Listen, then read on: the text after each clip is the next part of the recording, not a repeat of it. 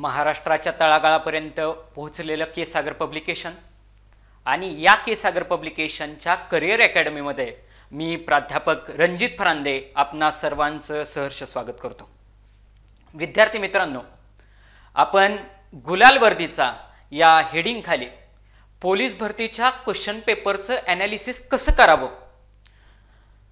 Question paper कसा solve करावा, आपल्याला ज्यावेळेस पेपर हातामध्ये येतोय त्यावेळेस पेपर आपल्याशी बोलत असतो, त्यावेळी आपल्याला जरी माहित नसेल तरी एखाद्या माहित नसलेल्या पण प्रश्नाचं उत्तर आपण कसं शोधावं, प्रश्न सोडवताना आपला अप्रोच काय असावा। जर सपोज तुम्ही प्रश्न सोडवताय तर तो प्रश्न आपल्याला सांगत असतो की बाबा मी उत्तर आहे, तर ते ज्यावेळेस आपण शांत डोक्याने सोडवत असतो त्याच वेळी ते कळत असतं। मग प्रश्न सोडवताना आपण डायरेक्टली आज प्रश्नपत्रिका घेणार आहे। आता सध्या आपण पहिला जो पेपर घेणार आहे तो नागपूर ग्रामीण कारागृह पोलीस भरतीचा घेणार आहे। आता हा पेपर घेण्याच्या पाठीमागचा उद्देश हाच आहे की बाबा या पेपरचा जो पॅटर्न आहे या पेपरचा पॅटर्न हा थोडासा वेगळा आहे। मग कसा वेगळा आहे की या पेपरमध्ये जनरली कसं असतंय की बाबा 25 मार्काचं मराठी सलग येतं, 25 मार्काचं गणित बुद्धिमत्ता सलग येतं आणि 25 मार्काचं जीके असं 25 25 25 25 असं सरळ सरळ डिस्ट्रीब्युशन दिसतं। पण हा पेपर ज्यांनी कोणी सेट केला असेल त्या माणसानं किंवा त्या एक्झामिनरनं थोडा डोकं लावून पेपर सेट केलेला आहे। काय केलेलं आहे, त्याला जो एक्झाम देतोय, जो उमेदवार, जो कॅन्डिडेट, जो मुलगा पेपर देतोय त्याला 100व्या क्वेश्चन पर्यंत पोहोचूच द्यायचं नाही। परंतु विद्यार्थी मित्रांनो, आपण जी ही सिरीज घेऊन आलोय ह्या सिरीजच्या अंडरच आपलं टार्गेटच असणार आहे की ज्या मुलाला आता 70 मार्क पडतायत ना, त्या 70 मार्क पडणाऱ्या मुलाला साधारणतः 70चे 95 प्लस मार्क्स 100% होणार, 100% की त्याला टॉप स्कोर कसा मारता येईल। कारण 70 मार्क्स पाडायचे म्हटले तर हे क्वेश्चन पेपर पाठच पाहिजे। मग हे पेपरचं ॲनालिसिस तुम्हाला ह्या 95 मार्क्स कडे घेऊन जाणार आहे आणि आपला अप्रोच तोच आहे की तुम्हाला 95 मार्क्स प्लस मार्क्स पडले पाहिजे, टॉप स्कोर आला पाहिजे। तर मग आता पेपर सोडवताना आपला अप्रोच काय असावा, नक्की अभ्यास काय करावा जेणेकरून ह्या 6 महिन्यामध्ये मला तेवढ्या लेखीला टॉप स्कोर मारता येईल। कारण अभ्यास जर करायचं म्हटलं तर मार्केटमध्ये कमीत कमी 3-4 वर्ष पुरेल एवढं मटेरियल अवेलेबल आहे। पण मोजकं काय वाचायचं आणि त्याचं ऍप्लिकेशन 100% करायचं। माझा MCQ सोडवत असताना पहिला हा अप्रोच आहे की ज्यावेळेस तुला प्रश्न विचारला जातो त्यावेळेस आठवायचं नाही, मी काय वाचले हे आठवायचं नाही। पेपरला जात असताना पूर्णपणे ब्लँक जायचं। ज्यावेळेस आपण तिथे एक्झामला बसणार आहे त्यावेळेस त्या 1.5 तासामध्ये माझं अभ्यासाचं ऍप्लिकेशन असलं पाहिजे। मी आतापर्यंत काय अभ्यास केला तो मला तिथं उतरवायचा आहे, ना की माझ्या डोक्यात काय हे मला तिथं उतरवायचं नाहीये। आता ज्यावेळेस एक्झामिनर सेट करत असतो त्यावेळेस एक गोष्ट लक्षात ठेवायची की मला त्या ठिकाणी योग्य उत्तर फक्त शोधायचं आहे, आठवायचं नाही। आपला अप्रोच काय सांगतो की मला माझ्यासमोर उत्तर आहेत ना, माझ्यासमोर ऑलरेडी उत्तर आहेत, मला त्यातून फक्त योग्य पर्याय शोधायचा आहे। तो शोधता आला की कसलाही प्रश्न तुम्हाला चुटकीसरती सुटणार। आता बघा, आपण ह्या क्वेश्चन पेपरला स्टार्ट करूयात। क्वेश्चन पेपर आहे नागपूर ग्रामीणचा। आपण क्वेश्चन पेपर कुठला आहे हा डझंट मॅटर की पेपर कुठला आहे, पुण्याचा आहे, नागपूरचा आहे किंवा काय, तो सोडवताना अप्रोच काय असेल आणि ह्यातीलच बरेचसे क्वेश्चन जे आहेत काय आहेत हे रिपीट होणार आहेत। हा 2018 सालचा पेपर आहे, परंतु त्यांनी मिक्स केलंय म्हणजे हा थोडा वेगळा पॅटर्न आहे म्हणून मी ते क्वेश्चन पहिल्यांदा घेतलेले आहेत। आज सिरीजचा आपला पहिलाच दिवस आहे आणि इथून पुढे आपली कंटिन्युअस ही सिरीज चालू राहणार आहे आणि एक 3-4 दिवसामध्ये आपण लाईव्ह येणार आहे की जेणेकरून मला सर्वांशी संवाद साधून उत्तर कशी काढता येईल हे माझा अप्रोच मला तुमच्यामध्ये उतरवायचा आहे। तर आपण पहिला प्रश्न घेऊयात। पहिला प्रश्न मला काय सांगतो की देवघर या शब्दाचे लिंग ओळखा। देवघर या शब्दाचे लिंग ओळखा. आता हा प्रश्न विचारण्याच्या पाठीमागं, मराठीचा प्रश्न आहे, सोपा प्रश्न आहे, परंतु प्रश्न विचारण्याच्या पाठीमागचा एक्झामिनरचा उद्देश हा फार वेगळा आहे. लिंग आपल्याला माहिती असतं, स्त्रीलिंग, पुल्लिंग, नपुसकलिंग, 3 लिंग सर्वसामान्य विद्यार्थ्याला सगळी माहिती असतात. पण एक्झामिनरनं त्याच्या थोडं पुढे जाऊन क्वेश्चन विचारलाय की त्याला हे अपेक्षित आहे की ज्यावेळेस मुलगा अभ्यास करतो त्यावेळेस त्याला पुल्लिंग, स्त्रीलिंग, नपुसकलिंग हे माहिती असतं, परंतु सदर विद्यार्थ्याला जो अभ्यास करतोय त्याला हे माहित आहे का की ज्या वेळेस देवघर हा शब्द हा सामासिक शब्द आहे आणि सामासिक शब्दाचे लिंग हे त्याच्या शेवटच्या शब्दावरून ओळखले जाते. सामासिक शब्दाचे लिंग हे त्याच्या शेवटच्या शब्दावरून ओळखले जाते. हा ह्याच्यातला सगळ्यात IMP पॉइंट आहे. म्हणजेच अभ्यास करत असताना पहिल्यांदा तू हे कर की बाबा सामासिक शब्द मला पहिल्यांदा विचारले जात आहेत ना, तर मग मी अभ्यास काय करू, तर त्या अभ्यासाच्या मध्ये मुलं बरीचशी म्हणत असतात बघा की त्याचं बेसिक चांगलं आहे म्हणून त्याला GS किंवा त्याचा लेखी पेपरमध्ये तो टॉप मारतो. की त्याचा जो अभ्यास आहे तो अभ्यास त्याला बेसिक मला काय करायचंय, पहिल्यांदा काय करायचंय हे मला माहिती असलं पाहिजे. म्हणजे हे लिंग करायला घेतलं ना, मी सुरुवातीला काय करणार, पहिल्यांदा मला हा पेपर असं सांगतो की मला सामासिक शब्दाचे लिंग 100% माहिती असायला पाहिजेत. त्यासाठी मला ठराविक सामासिक शब्द माहिती असले पाहिजे. मग आता सामासिक शब्दाचे लिंग हे शेवटच्या शब्दावरून ठरते. हा कीवर्ड लक्षात ठेवायचा आणि 2-3 वेळा मनन करायचं त्या वाक्यावरती. सामासिक शब्दाचे लिंग हे शेवटच्या शब्दावरून ठरते. मनन केल्यानंतर तुमच्या वाक्य ब्रेन मध्ये फिट होतं. अतिशय कॉन्सन्ट्रेशन हे लेक्चर बघायचंय. ज्यावेळेस तुमचे आपले जेवढे क्वेश्चन घेऊ तुमच्या लक्षात येईल, सगळेच्या सगळे क्वेश्चन तुमच्या लक्षात राहणार विथ त्याचे रेफरन्स काय काय आहेत किंवा सिलेबस काय काय आहे आणि आपल्याला मोजकं काय पाठ करायचंय जेणेकरून आपला टॉप स्कोर बसेल. आता बघा, हा क्वेश्चन सोडवत असताना मला एवढं तर कळलं की देवघर हा सामासिक शब्द आहे. त्याच्यामुळं जरी हिथं ते देवघर असं म्हटल्यानंतर नपुसकलिंग येत असेल तरी देवघर हा शब्द जर फोडला देवघर, तरी या देवघराच्या शेवटचा शब्द कुठला आहे, घर. आणि घराचं जर विचारायचं असेल तर पुल्लिंगासाठी आपण तो वापरतो, स्त्रीलिंगासाठी ती वापरतो आणि नपुसकलिंगासाठी आपण ते वापरतो. ज्या वेळेस आपण घर ते घर असं म्हणतो म्हणून ते घर या उद्देशानं नपुसकलिंग हे या प्रश्नाचं उत्तर राहील.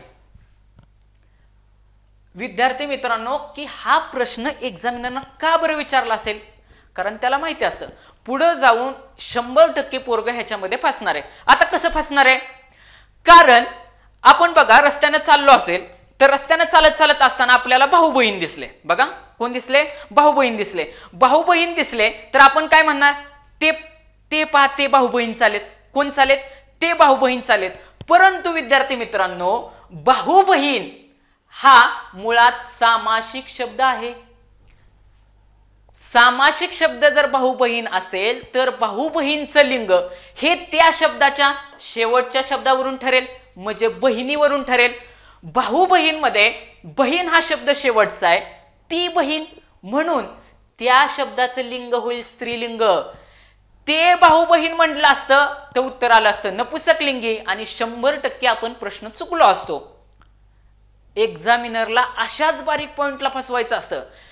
विद्यार्थी जनरल भाषेमध्ये, जनरल लँग्वेज मध्ये काय म्हणणार, ते भाऊ बहीण, ते भाऊ बहीण म्हटलं की नपुसकलिंग झालं. परंतु मराठी व्याकरण काय म्हणतं की जर सामासिक शब्द असेल तर त्याच्या शेवटच्या शब्दावरून त्या शब्दाचं लिंग ठरत असणार आहे. मग भाऊ बहीण मध्ये ती बहीण याच्यावरून स्त्रीलिंगी हे त्याचं लिंग येणार. मग आपलं जे काय ह्याच्यामध्ये एक्सप्लेनेशन मध्ये सांगितलंय बघा, साखर भात, तो भात पुल्लिंग, मीठ भाकरी, भाकरी ती भाकरी, गायरान ते रान नपुसकलिंग, भाजीपाला तो पाला पुल्लिंग. देवघर, आता जो आपण प्रश्न बघितला देवघर, त्याच्यावरून ते घर, त्याच्यावरून नपुसकलिंग. आपलं के सागरचं अतिशय फेमस पुस्तक आहे संपूर्ण मराठी, के सागर पब्लिकेशन, ह्याला अवॉर्ड पण भेटलेला आहे बेस्ट सेलरचा. तर या पुस्तकामधून की हे जे काय आपण क्वेश्चन पेपर बघतोय हे आपलं जे काय वेगवेगळे संदर्भ साहित्य आहेत, के सागरचे वेगवेगळे बुक्स आहेत की 40 क्वेश्चन पेपरचा सेट आहे, 25 क्वेश्चन पेपरचा सेट आहे. याच्यामधून हे पेज मी उचललेले की ज्याच्यामध्ये अतिशय व्यवस्थित पद्धतीनं टेबल फॉर्मॅटमध्ये तुम्हाला एक्सप्लेनेशन दिलेले की तुम्ही पाहू शकता की मी ॲज इट इज बुक मधलं पेज उचललेले आणि याच्यामधून विद्यार्थ्याचा त्याच ठिकाणी कन्सेप्ट क्लिअर होतोय. आता पुढचा प्रश्न म्हणजेच ज्या वेळेस मी या ठिकाणी अभ्यास करत असेल त्यावेळेस अभ्यास करत असताना मराठीच्या लिंग या सदराखालचा अभ्यास करत असताना तुला पुल्लिंग, स्त्रीलिंग, नपुंसकलिंग हे सर्वांना माहिती असतं, परंतु त्याच्या पुढे जाऊन सामासिक शब्दाचं लिंग, जो काय सामासिक शब्द आहे या सामासिक शब्दाचं लिंग हे त्याच्या शेवटच्या शब्दावरून ठरतं. एवढं वाक्य पाठ झालं की 100% तुला प्रश्न सुटणार. हे बारकावे शोधायचे. हा झाला अभ्यासाचा भाग. मग तुम्ही जर विचारलं मी अभ्यास काय करू, तर तुम्हाला सांगितलं की हा तुमच्या अभ्यासाचा पार्ट आहे. पहिल्यांदा हे कर, बाकीचं काहीच ओपन करत बसायचं नाही. पहिल्यांदा तू हे कर, हातातले मार्क घे. हातातले मार्क घेतले की तर स्कोर वाढत असतो. आपल्याला स्कोर हा 70 वरून 95 वरती न्यायचा आहे. टॉप स्कोर मारला 100% सिलेक्शन आहे, कारण 17,000 जागांची भरती आहे. आपल्याला संधी सोडायची नाही. आता दुसरा प्रश्न आहे, दुसरा मॅथमॅटिक्स मधला प्रश्न आहे. काय प्रश्न आहे?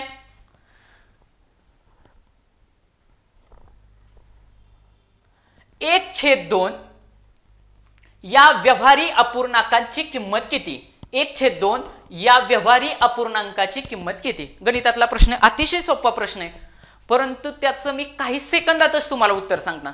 आपण 1/2 गणित सोडवत असताना पेन आणि पेन्सिल किंवा पेन आणि पेपर एकमेकांना टेकवण्याच्या अगोदर व्यवहारानं उत्तर सुटतंय का, ठोकताळ्यानं उत्तर सुटतंय का, म्हणजे व्यावहारिक नॉलेज वापरून मी या प्रश्नाचं उत्तर काढू शकतो का, हे पहिल्यांदा चेक करायचं.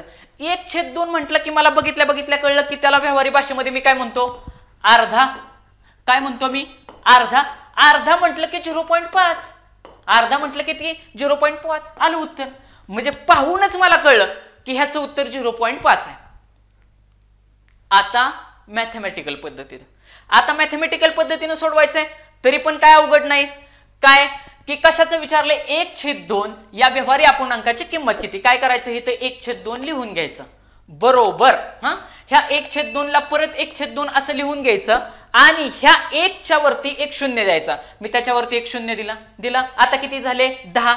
आता ह्या 10 ला 2 न भागायचं. बे के बे, बे पंचे 10, बे पंचे 10. म्हणजे माझं जे उत्तर येईल ते 5, त्या उत्तरामध्ये 5 असणं कंपल्सरी अपेक्षित आहे. म्हणजे ऑप्शन नंबर 4 गेला, ऑप्शन नंबर 3 गेला, ऑप्शन नंबर 1 गेला, कारण इथं 2 आहे, इथं 0.25 आहे, इथं 0.4 आहे.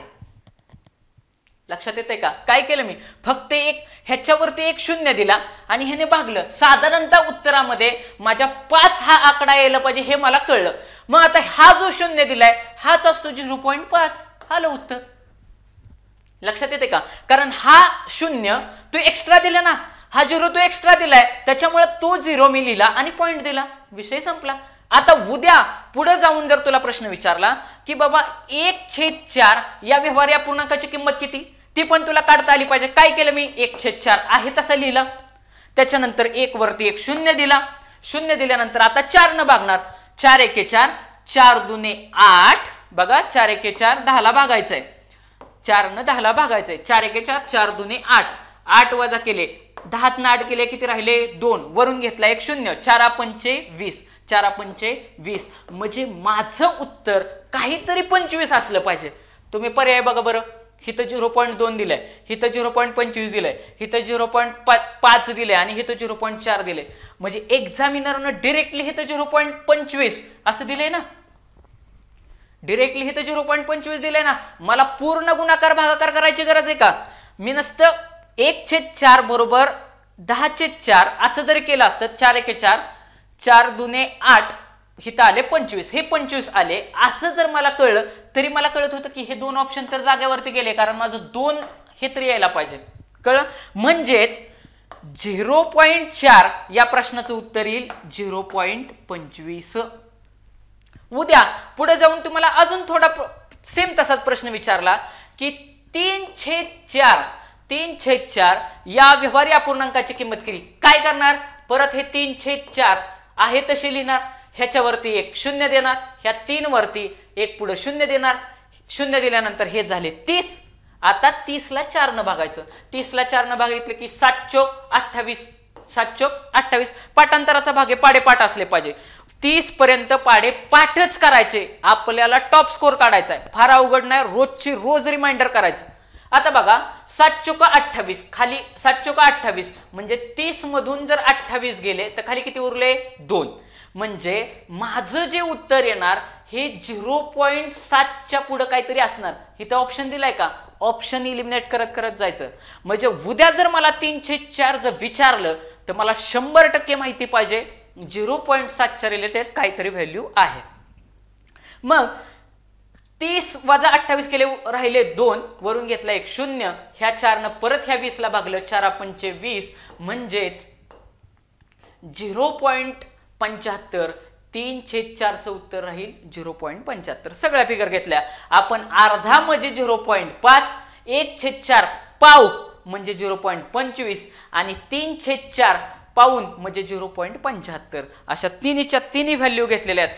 तोंडी काढता आलं पाहिजे, व्यवहारी नॉलेज न काढता आलं पाहिजे. अर्धा म्हटलं 0.5, पाव म्हटलं 1/4 म्हटलं की 0.25 आणि 3/4 म्हणजे म्हटलं की 0.75. कसं काढायचं ते तुम्हाला एक्सप्लेनेशन मध्ये मी सांगितलेलं आहे. आता पुढचा प्रश्न, एक मॅथ्स झाला की त्यांनी काय केलेलं आहे की जीकेचा एक प्रश्न टाकलेला आहे. जीकेचा प्रश्न म्हणजे पॅटर्न बघा त्यांनी कसा व्यवस्थित ठेवलेला आहे की त्यांचं असं टार्गेट आहे की त्या मुलाला गुंतवून ठेवायचा, 100व्या प्रश्नापर्यंत पोहोचू द्यायचं नाही. आता काय प्रश्न विचारलाय, प्रश्न असा विचारलेला आहे की बाबा महाराष्ट्रातील पोलीस दलातील सर्वोच्च पद कोणते. महाराष्ट्रातील पोलीस दलातील सर्वोच्च पद कोणते. सर्वोच्च पद विचारले, कशातलं विचारले, पोलीस दलातील. आपण अभ्यास कशाचा करतोय, महाराष्ट्रातील पोलीस भरतीचा करतोय. म्हणजे एक्झामिनरला हे अपेक्षित आहे की जर तू पोलीस प्रशासनाचा अभ्यास करतोय तर पोलीस प्रशासनातील सर्वात तळाचं पद कोणतं, पोलीस प्रशासनातील सर्वात टॉपचं पद कोणतं, त्याच्यावरचं कोणतं, त्याच्या खालचं कोणतं, हे तुला माहिती असायला पाहिजे.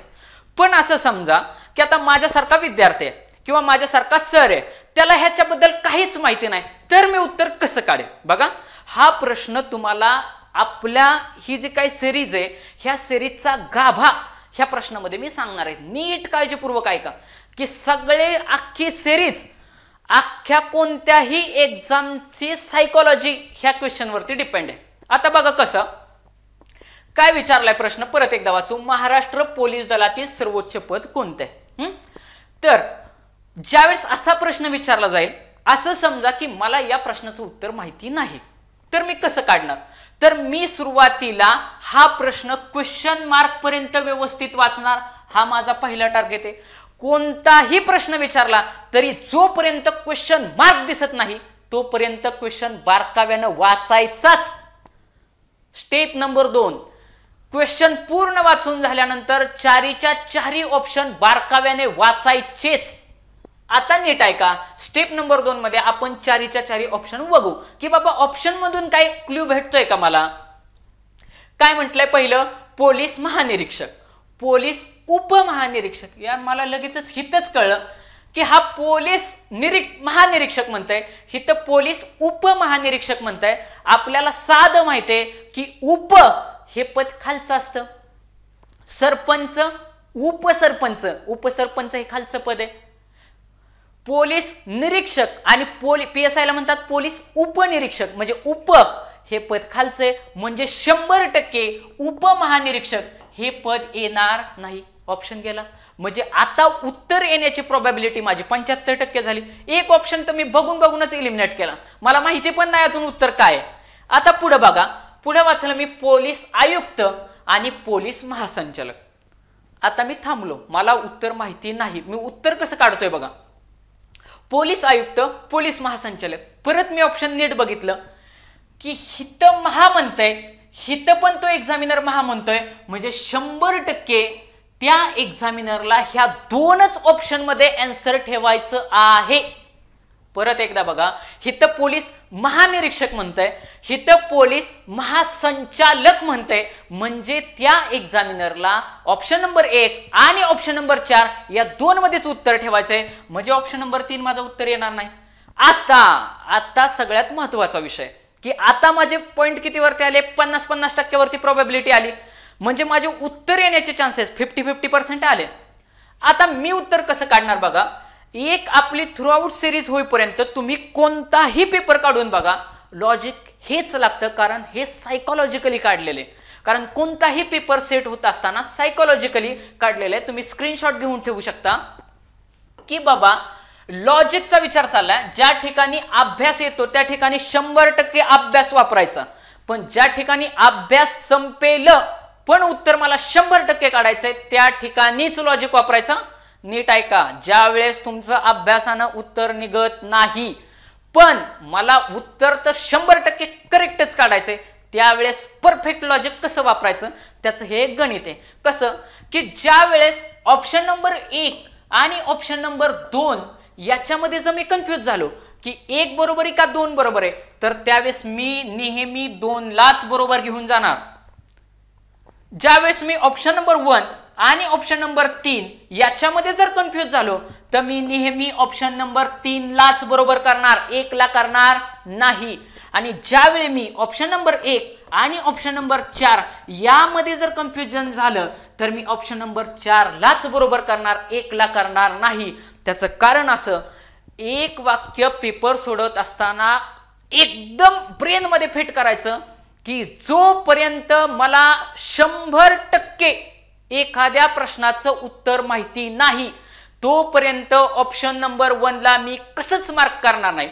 आणि विद्यार्थी मित्रांनो, मी तुम्हाला इथं ह्या स्टेजवरती सांगतो की तुम्ही आत्ता क्वेश्चन पेपर सॉल्व्ह करायला घ्या, तुम्ही 100% 4 ते 5 तरी प्रश्नांना ऑप्शन नंबर 1 लाच त्या स्पीडमध्ये मार्क करत जाणार.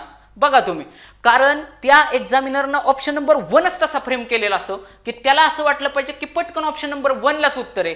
जर ऑप्शन नंबर, मी माझी स्ट्रॅटेजी सांगतो की जर ऑप्शन नंबर 1 असं जर माझं आन्सर आलं तर मी कंपल्सरी क्वेश्चन परत एकदा वाचतो की बाबा मी 100% उत्तर बरोबर करतोय का, नाहीतर कमीत कमी 10-12 प्रश्न तरी आपले असेच चुकतात आणि मेरिटच्या बाहेर घालवतात.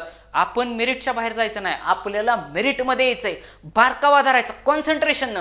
ज्यावेळेस प्रश्न वाचतोय ना त्यावेळेस कॉन्सन्ट्रेशन हे लेवल हे एकदम हायेस्ट लेवलला असली पाहिजे.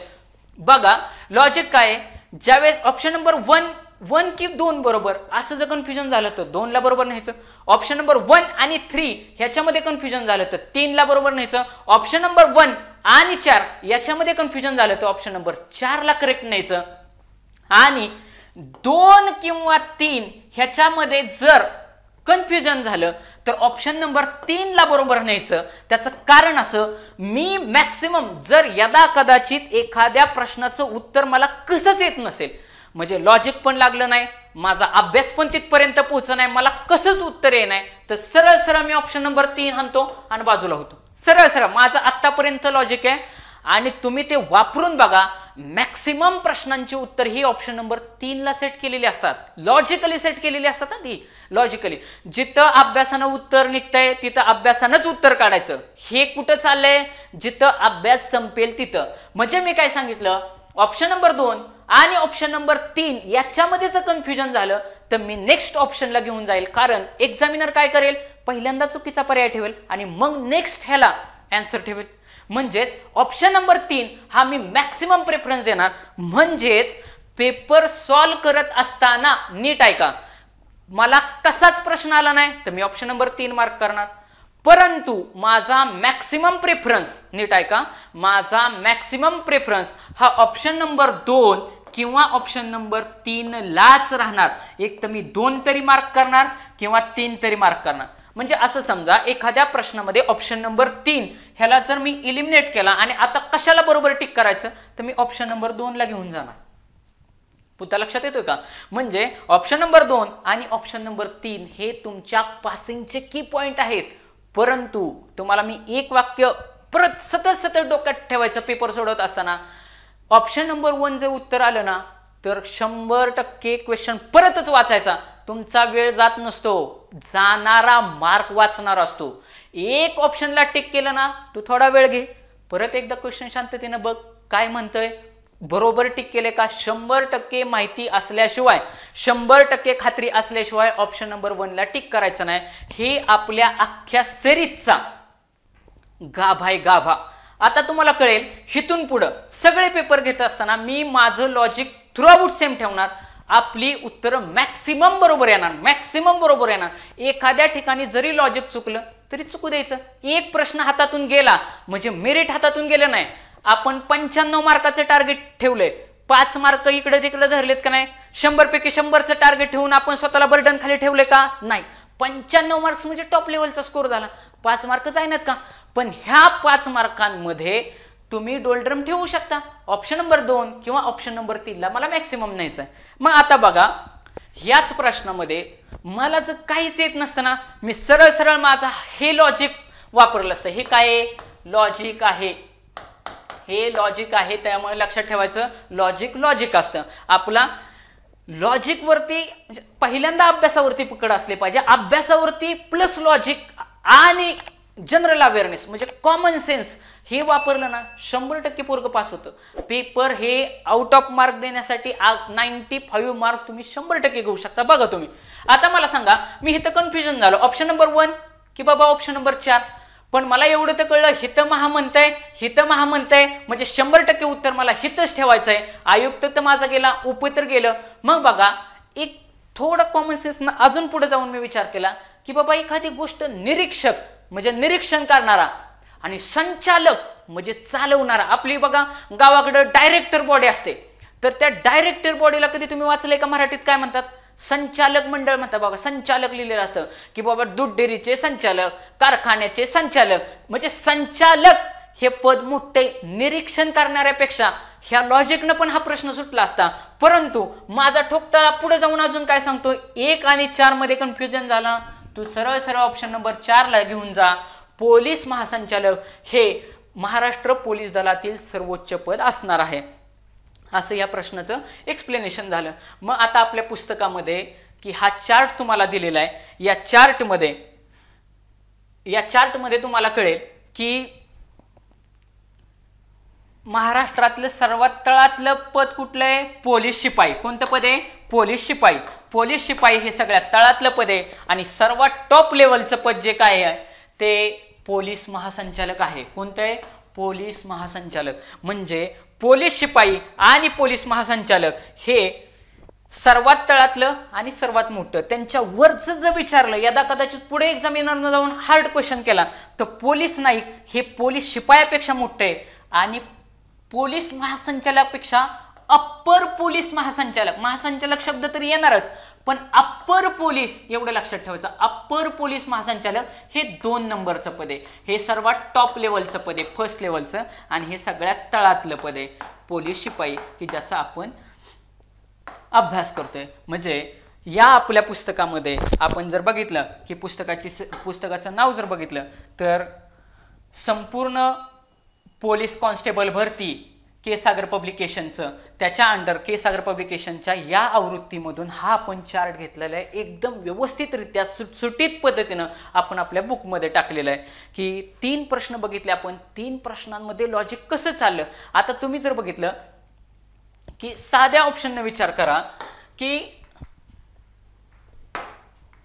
साध्या पद्धतीने जरी मी विचार केला की बाबा कशा पद्धतीने चालतंय, तर हे सपोज माझं पेज नंबर 1 आहे. ह्या पेज नंबर 1 मध्ये मी टोटल 3 प्रश्न घेतले. या 3 प्रश्नांमध्ये बघितलं मी पहिल्यांदा की बाबा देवघर याचं उत्तर किती आलं, ऑप्शन नंबर 2 आलं.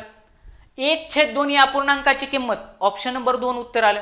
तिसरा प्रश्न बघितला की महाराष्ट्रातील पोलीस दलातील सर्वोच्च पद काय आलं, ऑप्शन नंबर 4 उत्तर आलं. पण ह्या एकाच पेजवरती ऑप्शन नंबर 2 उत्तर ठेवण्याची टेंडन्सी दिसते का नाही. म्हणजे जास्तीत जास्त ठिकाणी एक तर तुम्हाला ऑप्शन नंबर 2 उत्तर दिसेल किंवा ऑप्शन नंबर 3 दिसेल. माझा मॅक्सिमम प्रेफरन्स ह्या ऑप्शनला राहणार, ऑप्शन नंबर 3 ला. येतच नसेल ऑप्शन नंबर 3 किंवा मी 2 किंवा 3 ला जास्तीत जास्त घेऊन जाणार. 3 इलिमिनेट झाला 2 ला नेणार, 2 इलिमिनेटर झाला तर 3 ला नेणार. आणि बाकीचा कन्फ्युजनचा चार्ट तर मी तुम्हाला सांगितलेलाच आहे. आता नेक्स्ट की बाबा आपली ही जी काय पुस्तक आहेत ह्या पुस्तकांमध्ये आपला 40 प्रश्नपत्रिकांचा एक सेट आहे की पोलीस कॉन्स्टेबल हे बेस्ट सेलर पुस्तक आहे. 36वी आपली आवृत्ती आहे. या आवृत्तीमध्ये आपण महत्वाची 40 प्रश्नपत्रिका कोणत्या आहेत आता 2023 ला झालेल्या ह्या सगळ्यांचं व्यवस्थित विथ एक्सप्लेनेशन आपण ही सुधारित आवृत्ती घेतलेली आहे की ह्याच्यामध्ये सगळ्याच्या सगळे व्यवस्थित सगळे पॉईंट घेतलेले आहेत. त्याच्यानंतर 22-23 कॉन्स्टेबल भरतीचा आपण 100% गुणांची खात्री देतो अशा पद्धतीने अतिशय व्यवस्थित मार्मिक पद्धतीने आपण एक्सप्लेनेशन घेतलेले आहे. याच्यामध्ये 25 प्रश्नपत्रिका आहेत विश्लेषणासहित आणि स्पष्टीकरणासहित. हे पण पुस्तक तुम्ही एकदा पाहू शकता, वापरू शकता. मी ह्या पुस्तकामधीलच पेजेसवरून एक्सप्लेनेशन देतोय, त्याच्यावरून त्याची क्वालिटी काय असेल हे तुमच्या लक्षात येत असेल. नेक्स्ट आपलं आहे की पोलीस शिपाई आणि चालक भरती. या पोलीस शिपाई आणि चालक भरती मार्गदर्शनपर पुस्तक याच्यामध्ये 2019च्या 20 प्रश्नपत्रिकांचा समावेश आहे. आणि चालकला तुम्हाला माहिती आहे की साधारणतः 20 क्वेश्चन हे चालकच्या क्वेश्चन पेपरमध्ये आपल्याला पाहायला भेटतात. तर ते 20 क्वेश्चन हे नेहमी वाहतूक विषयी जे काय आहे त्या वाहतूकवरती विचारले जातात. आणि वाहतूकवरती क्वेश्चन मुलांना 100 पैकी म्हणजे जे काय 20 पैकी 20 विचारलेत ना आउट ऑफ मार्क्स पडत असतात. त्याच्यावरती वाहतुकीचे साधारणतः 450 MCQ याच्यामध्ये स्वतंत्रपणे आपण दिलेले आहेत की जेणेकरून तुमचा एकही मार्क जाणार नाही अशा पद्धतीने ह्या पुस्तकाचं डिझाईन केलेलं आहे. त्याच पद्धतीनं पोलीस शिपाई, पोलीस चालक अशा पद्धतीनं पण हे आपलं नवीन एक 4E मध्ये बुक आहे. याच्यामध्ये 2021च्या पोलीस शिपाई चालक भरतीच्या 21 प्रश्नपत्रिकांचा आपण समावेश केलेला आहे. आणि साधारणतः 650 पेक्षा अधिक नव्याच्या धर्तीवरती वस्तुनिष्ठ प्रश्न की जे वाहतूक नियमांच्या आणि कायद्यांच्या आधारावरती असलेले 650 प्रश्न ह्या पुस्तकामध्ये घेतलेले आहेत. तर विद्यार्थी मित्रांनो आतापर्यंत मी साधारणतः 3 MCQ घेतले, अतिशय सुटसुटीत पद्धतीने घेतले. तर त्यांनी काय केलेलं आहे, पहिला मराठी टाकला, दुसरा मॅथमॅटिक्सचा प्रॉब्लेम टाकला, तिसरा क्वेश्चन हा जीकेचा टाकला आणि आता चौथा क्वेश्चन आपण बघतोय हा पण जीकेचाच आहे. काय क्वेश्चन आहे आपण बघूयात की एक्सप्लेनेशन मध्ये की कसा दिसतोय. की क्वेश्चन असा विचारलेला आहे, राज्याच्या मुख्यमंत्र्यांना, बघा प्रश्न नीट ऐका, राज्याच्या मुख्यमंत्र्यांना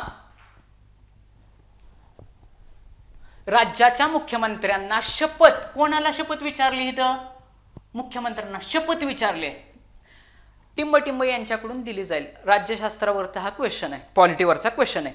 अतिशय सोप्या लेवलचे प्रश्न आहेत. फार म्हणजे बेसिक लेवलला तुला काय माहिती पाहिजे हे तुम्हाला मी सांगणार की बाबा अभ्यास करत असताना हे जर तुला पहिल्यांदा माहिती असेल ना तर तुला बेसिक मार्क्स पडणारच. आता हे पण मी हा सरळ सरळ अभ्यासाचा भाग आहे.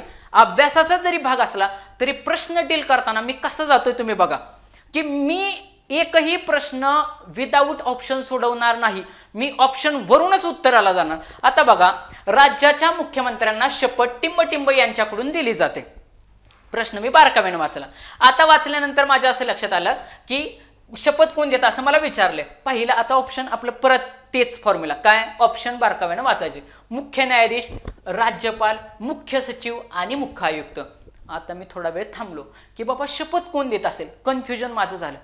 तर पाठीमागचा प्रश्न मला एक रेफरन्स देतोय काय की त्याच्यामध्ये पोलीस प्रशासनातील सर्वोच्च पद विचारलं होतं आणि त्याच्यामध्ये ऑप्शन नंबर 3 असा विचारला होता पोलीस आयुक्त. बरोबर का नाही? म्हणजे आयुक्त हे जे काही पद आहे हे सरकारी पद आहे. जर आयुक्त हे पद जर सरकारी असेल तर सरकारी माणूस मुख्यमंत्र्याला शपथ देईल का? बिलकुल देणार नाही. इथं काय म्हणतंय, मुख्य आयुक्त. मागच्या प्रश्नावरून मी लॉजिक लावलं का नाही? मागचा प्रश्न मला काय सांगतोय, आयुक्त हे प्रशासनातलं पद आहे, तिथं सरळ सरळ प्रशासनातली पदं दिलती. म्हणजे आयुक्त, सचिव ही जर सरकारी पदं असतील तर ती राजकीय लोकांना शपथ द्यायचा प्रश्न येत नाही. म्हणजे मुख्य आयुक्त माझा ऑप्शन गेला, सचिव सरकारी माणूस आहे हाही ऑप्शन गेला. आता 2 ऑप्शन मध्ये माझं परत कन्फ्युजन झालं. ऑप्शन नंबर 1 आणि ऑप्शन नंबर 2 याच्यामध्ये जर कन्फ्युजन झालं, मला जर उत्तरापर्यंत पोहोचता आलं नाही तर मी नेहमी ऑप्शन नंबर 2 ला घेऊन जाणार. म्हणजे या प्रश्नाचं उत्तर काय असणार, राज्यपाल असणार. आता हे झालं पेपर सोडवण्याचं टेक्निक. परंतु मला अभ्यासाच्या बाजूने पण आता माहिती पाहिजे. आता ठीक आहे, ही प्रश्नपत्रिका मागची आहे. ह्या प्रश्नपत्रिकेवरून मला एक तर कळतंय की बाबा मला आता मुख्यमंत्र्यांची शपथ कोणाकडून दिली जाते हे मला माहिती असायला पाहिजे. म्हणजे लक्षात ठेवा, राज्यपाल ही त्या राज्याची प्रथम व्यक्ती असते, बरोबर, पहिली व्यक्ती असते. आणि राष्ट्रपती ही देशाचा पहिला नागरिक असते. म्हणजे राज्याचा पहिला नागरिक विचारला, राज्यपाल आहे.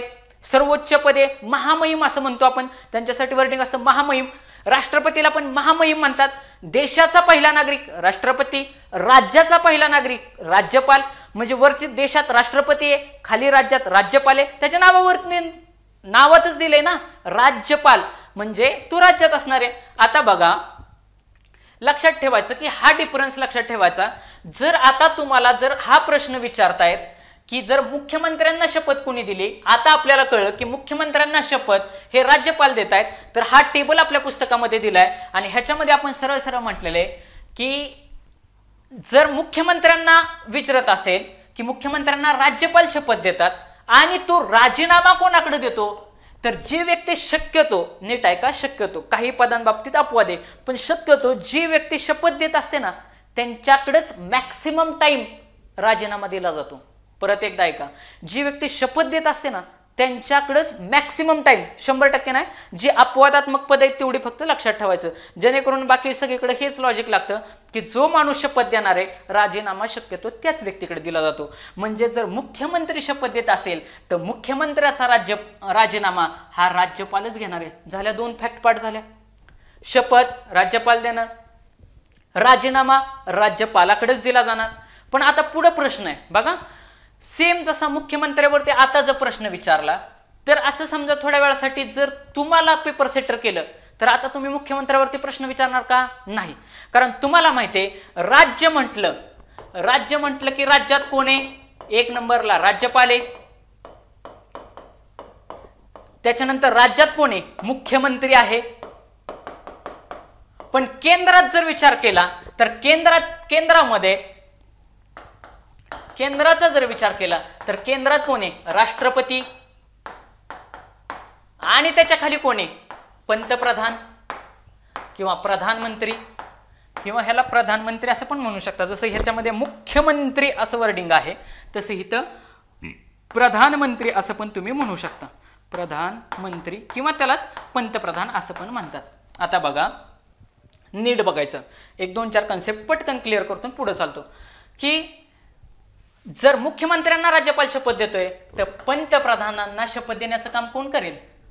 बट ऑब्वियस जी माणसं केंद्रात आहेत तेच करतील ना. म्हणजे पंतप्रधानांना शपथ देण्याचं काम कोण करणार आहे? राष्ट्रपती करणार आहे. राजीनामा कोणाकडे दिला जाणार आहे? राष्ट्रपतीकडेच दिला जाणार आहे. म्हणजे पंतप्रधान असेल तर शपथ आणि राजीनामा ह्या दोन्ही गोष्टी कोणाकडे द्यायच्या? राष्ट्रपतीकडे द्यायचा. खाली राज्याच्या बाबतीत जर विचारलं, मुख्यमंत्री कुठे बसतो? राज्यात बसतो. म्हणजेच मुख्यमंत्र्याच्या संदर्भात जर विचारलं तर शपथ पण राज्यपाल देणार आणि राजीनामा पण राज्यपालाकडे दिला जाणार. आता पुढे जाऊन प्रश्न जर त्यांनी थोडा अवघड विचारण्यापेक्षा थोडा फिरवून विचारला. आता तुम्हाला असं वाटलं की बाबा यार ठीक आहे, म्हणजे पंतप्रधानांना राष्ट्रपती शपथ देणार, राष्ट्रपती राजीनामा देणार, मुख्यमंत्र्यांना राज्यपाल शपथ देणार, राज्यपालच काढून टाकणार किंवा राजीनामा दिला जाणार. पण जर असं विचारलं आता ह्या दोघांना, राष्ट्रपती आणि राज्यपाल यांना कोण शपथ देतं, तर यांच्या बाबतीत न्यायाधीश हा शब्द लक्षात ठेवायचा. काय मी सांगितलं? राष्ट्रपती आणि राज्यपाल, नीट आहे का, राष्ट्रपती आणि राज्यपाल यांना शपथ कोण देतो, असा जर प्रश्न विचारला तर मी त्यांच्या बाबतीत न्यायाधीश हा शब्द पाठ करणार. म्हणजे बघा, राष्ट्रपती यांना सरन्यायाधीश शपथ देतात. कारण वरती काय आहे? केंद्रामध्ये सर्वोच्च न्यायालयाचे न्यायाधीश कोण असतात? सरन्यायाधीश असतात. सेम राज्यामध्ये राज्यपालाला शपथ कोण देतं हे पॅरलली पाठ करायचं. राज्यपालाला शपथ कोण देणार आहे? मुख्य न्यायाधीश. आलं का? न्यायाधीश शब्द येतोय का नाही? म्हणजे न्यायाधीश हा शब्द घेऊन चालायचा. न्यायाधीश शब्द एकदाच असणार. राज्याच्या बाबतीत मुख्य न्यायाधीश, केंद्राच्या बाबतीत सरन्यायाधीश. बघा, केंद्र म्हणलं सरन्यायाधीश, राज्य म्हटलं की मुख्य न्यायाधीश. मग केंद्रामध्ये कोण कोण व्यक्ती येत आहेत? राष्ट्रपती, पंतप्रधान, प्रधानमंत्री आणि सरन्यायाधीश. आले का नाही ह्या सगळ्या व्यक्ती? आणि जर खाली विचारलं की बाबा जसा हा मुख्यमंत्री तसे घटक राज्याचे बाकीचे पण मंत्रीच असतात ना, मुख्यमंत्री पण एक प्रकारचा कोणी मंत्रीच आहे। जर मुख्यमंत्र्यांना शपथ राज्यपाल देत असेल, त्याच्यानंतर राजीनामा हा राज्यपालच घेत असेल, तर बाकीचे मंत्री आणि मुख्यमंत्री हा फक्त त्यांच्यातला मुख्य आहे। म्हणजे बाकीच्या मंत्र्यांना पण राज्यपालच शपथ देणार, राज्यपालच काढणार। सेम केंद्राच्या बाबतीत केंद्रीय मंत्री जसा पंतप्रधानांना शब्द काय आहे, प्रधानमंत्री, त्यांच्यातला प्रधान म्हणजे राष्ट्रपती शपथ देणार, राष्ट्रपतीच राजीनामा देणार। असा हा चार्ट अतिशय व्यवस्थित पद्धतीनं आपल्या बुकमध्ये, केसागरच्या बुकमध्ये व्यवस्थित पद्धतीनं आपल्याला एक्सप्लेन करून दिलेलं आहे। तुम्ही सगळी बाकीचे वाचू शकता की कोणाला कोण शपथ देतं, कोण काढून टाकतं। आता पुढचा प्रश्न की तुम्हाला व्यवस्थित पद्धतीनं समजला असेल अशी मी अपेक्षा करतो। नेक्स्ट क्वेश्चन बघूयात आपण। 5वा प्रश्न परत एकदा GHच्या संदर्भात विचारलाय। बघा काय प्रश्न विचारलाय, झाकीर हुसेन हे कोणत्या वाद्याशी संदर्भात आहेत? अतिशय महत्त्वाचा प्रश्न आहे हा, पण GKला धरूनच विचारलाय, त्यांना मुलाला असं बाहेर जाऊन द्यायचं नाही। झाकीर हुसेन हे कोणत्या वाद्याशी संदर्भात आहेत? तर हा थोडा माहिती असणारा पार्ट असावा अशा हिशोबामध्ये विचारतात। जर एखाद्याला माहितीच नसतं, बघा माहितीच नसतं, तर सरळ सरळ ठोक थाळ्याने त्याने जर उत्तर मारलं असतं ऑप्शन नंबर 3, तरी तबला हे उत्तर बरोबर आलं असतं।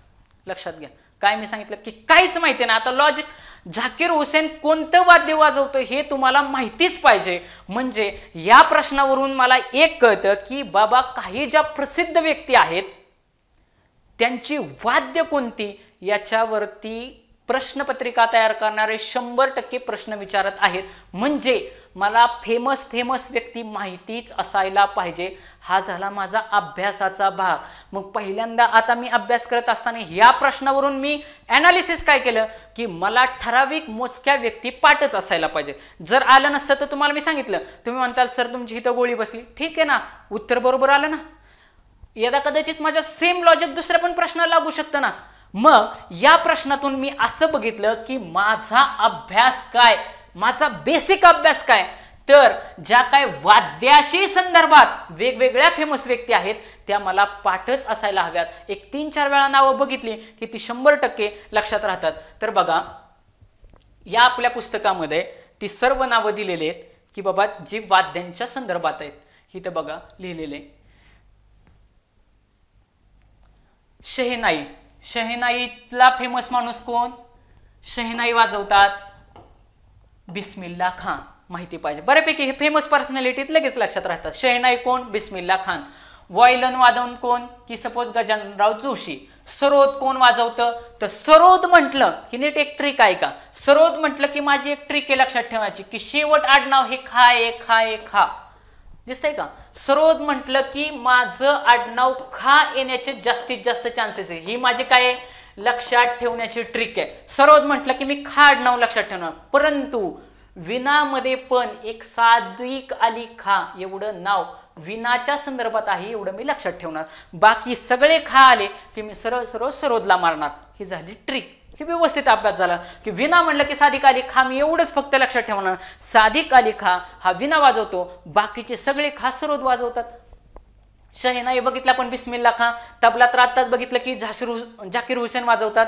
त्याच्यानंतर सतार कोण वाजवतं? तर सतार वाजवतात पंडित रविशंकर। अतिशय महत्त्वाचं नाव आहे पंडित रविशंकर, ह्यातलं महत्त्वाचं। बाकीची पण नावं तुम्ही वाचून घ्या, जरी नावं नसती वाचून जरी घेतली ना तरी 100% तुम्हाला आठवतं की बाबा काय काय नावं कशा संदर्भात आहे। आता हिथं विचारले बासरी, तर बासरी मधलं नाव आहे पंडित हरिप्रसाद चौरसिया। संतूर हे काश्मीरी वाद्य आहे, ह्याचे वादक आहेत पंडित शिवकुमार शर्मा। आणि सारंगी हे रामनारायण यांनी वाजवलेले। म्हणजेच तुम्ही 1-2-4 वेळा जर बघितलं संतूर पंडित शिवकुमार शर्मा 5-6 वेळा मनातल्या मनात म्हणायचं, 10-12 वेळा पटपट लिहून काढायचं। नोट्स काढायला वेळ घालवायचा नाही, ऑलरेडी नोट्स फॉर्मॅटमध्ये दिले ना तुला, व्यवस्थित पाठ कसं होईल, लवकरात लवकर लक्षात कसं राहील याच्याकडे लक्ष द्यायचं। म्हणजे ह्या प्रश्नाने तुम्हाला असं सांगितलं की बाबा माझे महत्त्वाची व्यक्ती पाठ कर। आपल्या ह्या पुस्तकामध्ये लेटेस्ट जनरल नॉलेज चालू घडामोडी, या चालू घडामोडीचा हा प्रश्न आहे। मग आता तुम्हाला मी सांगतो ह्या अँगलने यावर्षी प्रश्न काय विचारला जाईल, नीट ऐका आता की यावर्षी याच्यामध्ये प्रश्न काय विचारला जाईल। की यावर्षी आत्ता सध्या ग्रॅमी पुरस्कार जाहीर झालेले 2024चा ग्रॅमी पुरस्कार 2 व्यक्तींना दिलेला आहे.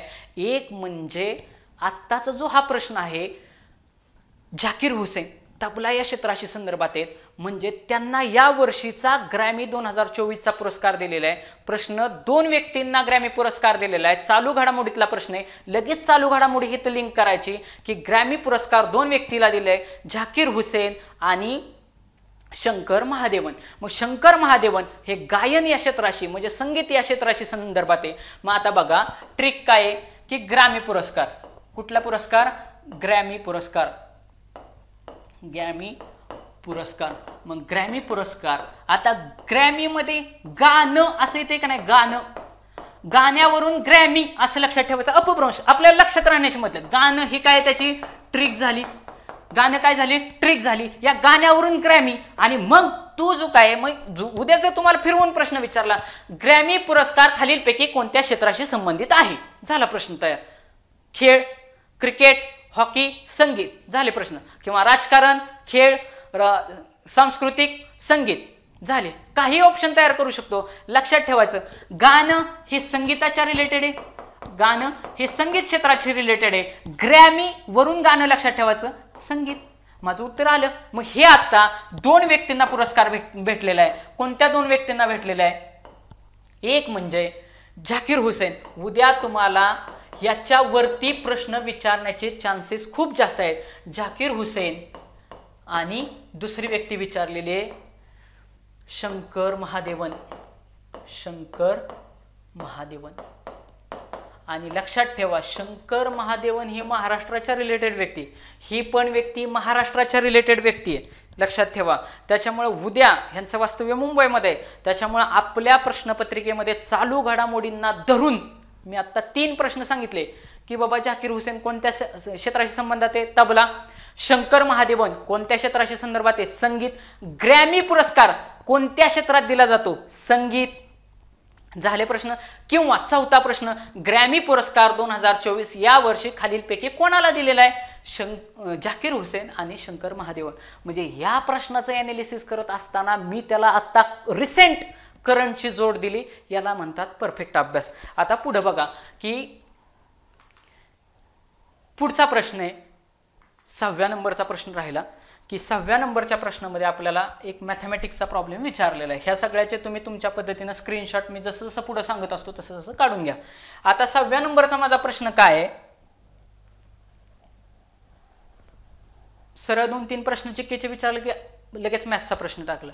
मी तुम्हाला काय सांगितलं की मॅथ्स सोडवत असताना मी माझं व्यवहारी नॉलेज वापरणार, मी जास्त डेपमध्ये शिरणार नाही, व्यवहारी नॉलेज वापरणार की माझं व्यवहार काय सांगतो. आता बघा मी गणितात शिरणार नाही.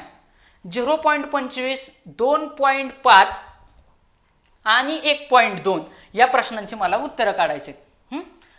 तर आता बघा 0.25 गुणिले 1.2 गुणिले 1.2. एक्झामिनरची अशी इच्छा असते की ह्याने गुणाकार भागाकार करत बसावं, आपण गुणाकार भागाकार करायचं नाही. बघा ठोकताळ्याने उत्तर मी कसं काढतो. 2.5 म्हणजे 2.5, असं काही वेळा असं ती समजा 2.5 म्हणजे 3 आहेत असं समजलं मी. आणि 1.2 म्हणजे 1 आहे असं समजलं बरं का. जर 2.5 म्हणजे 3 आहे, थोडा पुढचा आकडा घेतला, 1.2 म्हणजे अलीकडे 1चा आकडा घेतला आणि हा तर 0.25 आहे ना, म्हणजे 1चा पण 4था भाग आहे, 1चा पण 4था भाग आहे. ठीक आहे, व्यवहारासाठी मी त्याला 1 समजला. आता 1 गुणिले 3 गुणिले 1 जर उत्तर केलं तर उत्तर किती येईल? 3 1 3. कोणत्याही संख्येला 1 न गुंतलं तर उत्तर 3 येणार, म्हणजे उत्तर साधारणतः किती येईल? 3 येईल. उत्तर माझं 7500 म्हणजे 7500 येईल का? ऑप्शन गेला. मी ऑप्शन बघा कसे जातो, मी ऑप्शन वरून उत्तर काढतोय. मला साधारणतः एक ठोकताळा म्हणून मी धरलं त्याला की माझं व्यावहारिक नॉलेज काय सांगतं की बाबा 2.5 म्हणजे साधारणतः 3 आहेत, ही 1.2 म्हणजे 1 आहे आणि हा 1 पेक्षा पण कमी, पण ठीक आहे बाबा त्याला मी 1 जर धरला, वाढवला उलट, तरी पण उत्तर माझं साधारणतः 3च्याच घरात यायला पाहिजे. मग इथं तर 7500 गेले, ऑप्शन गेला. 75 दिसतंय का? ऑप्शन गेला. 7.7 तरी दिसतंय का? 3च्या अलीकडेच उत्तर राहते, म्हणजे हा पण ऑप्शन गेला. उत्तर आलं 0.75. डिरेक्टली तोंडीच उत्तर आलं. मी गुणाकार पण केला नाही, भागाकार पण केला नाही. आता पुढे बघा, उत्तर लक्षात आलं का कसं काढायचं. आता मी गणिताच्या मेथडनं काढणार. आता गणिताच्या मेथडमध्ये मला काय कळतंय की बाबा 0.25 गुणिले 2.5 गुणिले 1.2. आता मला काही संख्यांचे वर्ग माहिती असणं अपेक्षित गोष्ट आहे. आयोग काय करतं की किंवा जे काय प्रश्न ज्यांनी प्रश्नपत्रिका सेट केले त्यांना तुम्हाला काही ठराविक वर्ग पाठ आहेत का हे अपेक्षित आहे. 25चा वर्ग 625 हे अख्ख्या जगाला माहिती आहे, पण 25चा वर्ग यादा कदाचित 0.25 म्हणजे असं 25 समजलं, गुणुले 25 गुणुले 1.2 किंवा 12 असंही करा. आता 25 गुणुले 25 म्हणजे 25चा वर्ग आहे. 25चा वर्ग काढण्याची फार सोपी ट्रिक आहे की ज्याच्या शेवटी 5 येत असतो ना, ज्याच्या शेवटी 5 येत असतो त्याचा 5चा वर्ग आहे तसा लिहायचा. किती? 25 आहे तसा 5चा वर्ग लिहायचा 25. आणि हा जो काही त्याच्या अगोदरचा आकडा असेल, सपोज या ठिकाणी 2 आहे, 2च्या पुढचा आकडा काय असेल? 3 असेल ना. 2च्या पुढे काय येईल? 3 येईल. म्हणजेच ह्या 2 आणि 3चा गुणाकार करायचा. 2च्या जो काय पुढचा आकडा येईल 3 आहे, तर ह्या दोघांचा गुणाकार करायचा. 2×3=6, तो इथे लिहिला 625. हे 25चा वर्ग असणार आहे. मग इथं मी 625 लिहिलं. उद्या जर मला 35चा वर्ग विचारला असता, बघा असं समजा की मला 35चा वर्ग विचारलाय, काय केलं असतं मी? 5चा वर्ग आहे तसा लिहिला असता इथं 25. आणि ह्या 3चा पुढचा आकडा काय आहे? 4. 3चा पुढचा आकडा 4 आहे, ह्याला 4 न गुणलं 3 × 12 म्हणजे 1225 हा 35चा वर्ग आहे. आता मला इथं काय दिसतंय? 0.25 0.25. आता पॉईंट ज्यावेळेस असतात त्यावेळी लक्षात ठेवायचं, नेहमी उजव्या हातानं आपल्या खात्या हाताकडून इकडे यायचं, उजव्या हाताकडून इकडे यायचं. इथं किती दिसतंय? 2 घरानंतर पॉईंट दिलेत, बरोबर.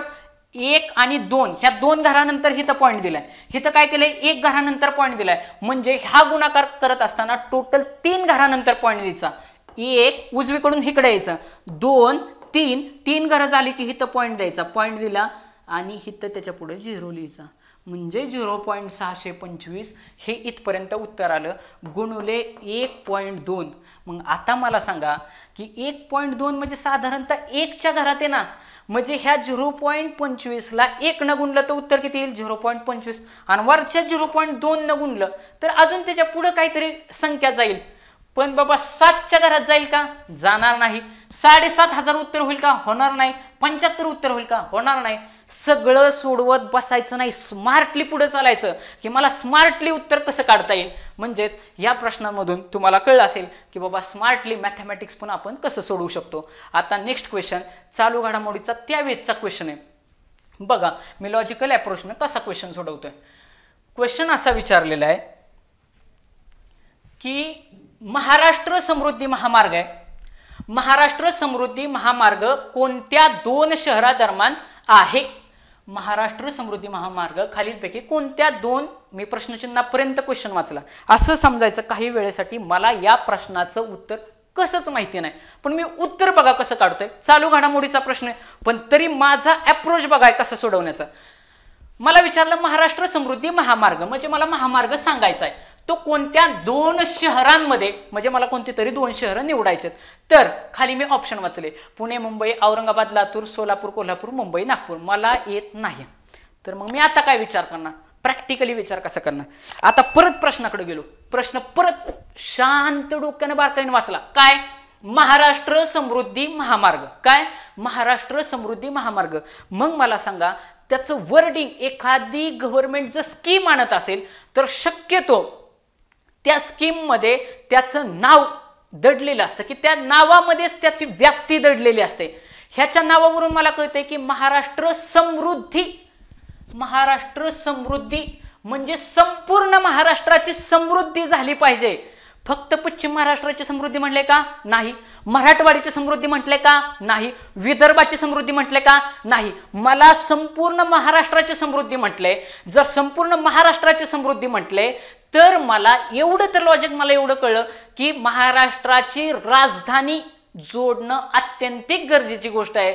म्हणजे माझ्या ऑप्शनमध्ये मला मुंबई हा ऑप्शन पाहिजेलच. मुंबई ऑप्शनमध्ये, मुंबई हिथं ऑप्शनमध्ये, म्हणजे ऑप्शन नंबर 2 गेला, ऑप्शन नंबर 3 गेला. आलो का 50-50 वरती? आता शांत डोक्यानं विचार केला, महाराष्ट्राचा मॅप मी डोळ्यासमोर आणला की बाबा हा सपोज साधारणतः महाराष्ट्र आहे, मुंबई साधारणतः इथं आहे. तर जर मला संपूर्ण महाराष्ट्राची समृद्धी करायची असेल तर हे टोक ते टोक जोडावं लागेल. माझं नागपूर ही माझ्या महाराष्ट्राची उपराजधानी.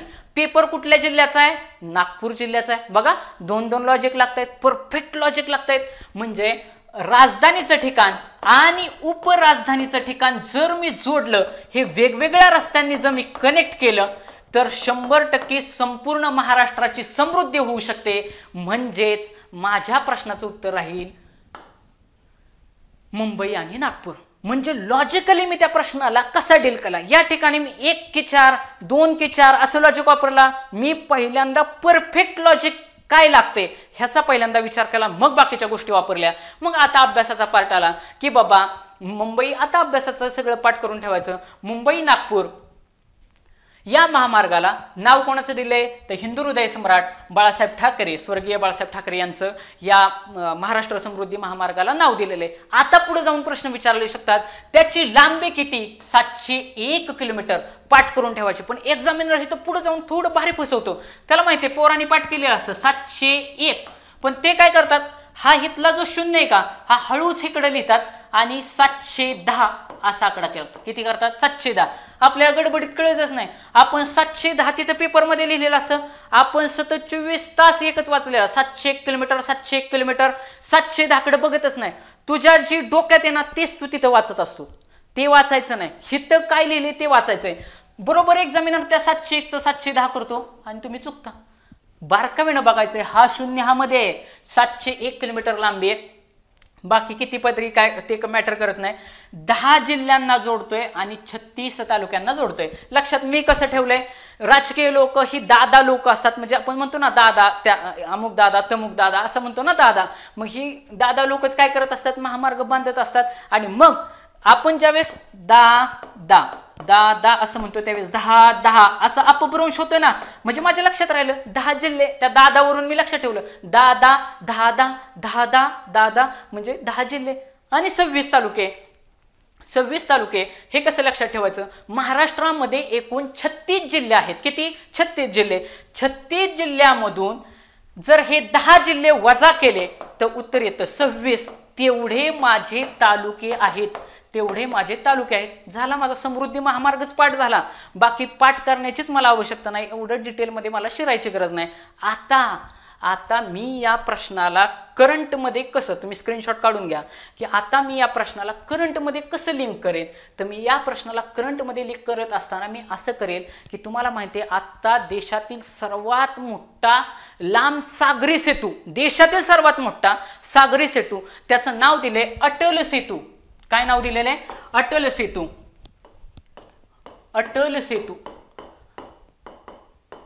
अटल सेतू हा माझा महाराष्ट्रामध्ये आता बांधला गेलाय. सेतू ज्या अर्थी सेतू म्हणते त्यावेळेस आपल्याला माहिती आहे रामायणात जर आपण गेलो तर हनुमानानं बजरंगबलीनं प्रभू रामचंद्रांसाठी सेतू बांधला होता. आणि सेतू कशा बांधला होता? सेतू हा समुद्रावरती बांधला जातो. म्हणजे 100% हा अटल सेतू जिथं बांधला जाणार आहे त्या ठिकाणाला समुद्र किनारा जवळ असणारे ह्या लॉजिकनं चालायचं. उद्या जर ऑप्शनमध्ये अकोला नागपूर असं दिलं तर जागेवरती ऑप्शन गेले. म्हणजे ऑप्शनमध्ये मला समुद्र किनारपट्टीचे जे काही जिल्हे असणार आहेत ते महाराष्ट्रातले माहिती असणं अपेक्षित आहे. मग हा अटल सेतू हा जर भारतातला, इंडियातला सर्वात लांब आतापर्यंतचा सागरी सेतू जर असेल तर त्याची लांबी मला विचारण्याचे चान्सेस आहेत. तर त्याची लांबी आहे 22.1 किलोमीटर. 22.1 किलोमीटर. आणि न्हावा शेवा या बंदराला हा जोडतो. न्हावा शेवा आणि मुंबईच्या पार्टला हा जोडतो. न्हावा शेवा त्याच्यामध्ये बंदर आहे तर त्या बंदराला हा जोडतो. त्याच्यामुळे हा झाला माझा ह्या प्रश्नाला धरून विचारलेला करंटचा अभ्यास. परफेक्टली करंट मी इथं लिंक केलं. उद्या कसला जरी एक्झामिनर असला ना तरी ह्याच्या बाहेर जाणार नाही. ह्याचं उद्घाटन आपल्या देशाचे माननीय पंतप्रधान नरेंद्र मोदी साहेब यांनी केलं होतं. उद्घाटनावरती पण प्रश्न विचारला जाऊ शकतो. का विचारला जाऊ शकतो? कारण आपल्याला माहिती आहे की जे काय आपले रस्ते वाहतूक मंत्री आहेत ते कोण आहेत? नितीनजी गडकरी साहेब आहेत. तर मॅक्सिमम रस्ते वगैरे देशाचा विकास त्यांच्याकडून झालेला आहे. मग तिथं हळूच फसवू शकतात की उद्घाटन त्यांनी केले का, तर ते उद्घाटन आदरणीय पंतप्रधान नरेंद्र मोदी साहेब यांनी केलेले असं लक्षात ठेवायचं. आता पुढचा प्रश्न की मराठीचा प्रश्न विचारलाय तर या साधारणतः 7 प्रश्नांच्या बेसिसमध्ये, आता मी काय एवढं खालचे पुढचे प्रश्न घेत नाही, लेक्चर बरंचसं मोठं होईल, तर या 7 प्रश्नांमध्ये मला जो ॲप्रोच सांगायचा होता तो ॲप्रोच मी तुमच्यापर्यंत पोहोचवलेला आहे, की बाबा माझा ॲप्रोच मला असं सांगतो की जर मी शांत डोक्यानं प्रश्न वाचले आणि शांत डोक्यानं योग्य मार्गाने जर अभ्यास केला, तुम्ही बघा 7च्या 7 प्रश्न विथ करंट तुमच्या 100% डोक्यात असतील. जर आपण अशाच पद्धतीने जर पुढे जात गेलो ना, आपण अशाच पद्धतीने सगळी सिरीज घेणार आहे पूर्ण, जोपर्यंत तुमचा लेखीचा पेपर होत नाही तोपर्यंत मी स्वतः रणजित फरांदे तुमच्यासोबत असणार आहे. प्रत्येक प्रश्न कशा पद्धतीने, मी सगळेचे सगळे 100 प्रश्न आता असं सांगू शकतो. तुम्ही कोणताही प्रश्न मला पाठवला तरी पण मी त्याच लॉजिकनं, मी एकही प्रश्न मी डायरेक्टली हा प्रश्न ह्याचं हे उत्तर आणि हे पाठ करा असं सांगितलं नाही. मी काय करतोय, ऑप्शनवरून उत्तरं कशी निघतायत याच्याकडे जातोय. विद्यार्थी मित्रांनो, हाच ॲप्रोच आपल्याला फार जास्त मोठ्या पद्धतीनं वरती नेत असतो. आपल्या 70 मार्काचे 100% 95+ मार्क आपण घेऊ शकतो. तुम्ही माझ्यासोबत राहा. काहीच एक 3-4 दिवसाचे हे सेशन पडल्यानंतर आपण लाईव्ह येणार आहे. ह्या लाईव्ह सेशनमध्ये विद्यार्थ्यांकडून आपल्याला फार मोठ्या प्रमाणावरती रिस्पॉन्सची अपेक्षा आहे. आपल्याला ह्या 17,000 भरतीमध्ये कसल्या परिस्थितीत ॲट एनी कॉस्ट पासच व्हायचंय. ही सिरीज घेत असताना मी जाणून बुजून जोक विनोद हसवणार असं नाहीये. त्याचं कारण असं, कारण तू आत्ता एक्झामला बसल्यानंतर तुझा माइंडसेट काय असावा असं समजायचं.